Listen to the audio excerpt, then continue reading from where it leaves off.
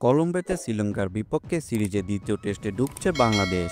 দল যেমনই করুক, তাইজুল ইসলাম তার বাঁহাতি স্পিনারে ভেলকিতে একের পর এক রেকর্ড গড়েই চলছেন।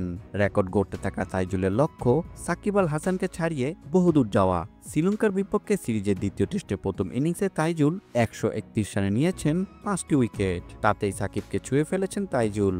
বিদেশের মাঠে টেস্টে সাকিব ও তাইজুল দুই বাঁহাতি স্পিনারই 5 বার করে ইনিংসে 5টি করে উইকেট নেওয়ার কৃতিত্ব গড়েছেন।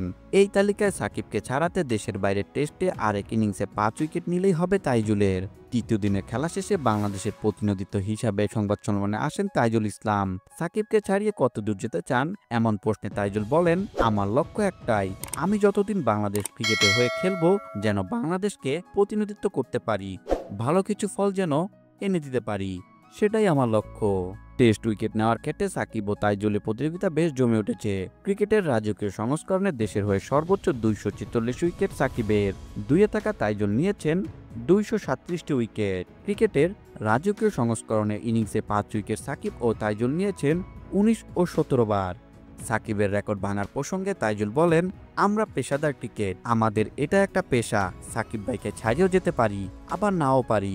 সাকিব ভাই অবশ্যই বড় ক্রিকেটার। যখন আপনি কিংবদন্তিদের ছাড়িয়ে যাবেন, নিজের মনের মধ্যেও ভালো লাগা কাজ করবে।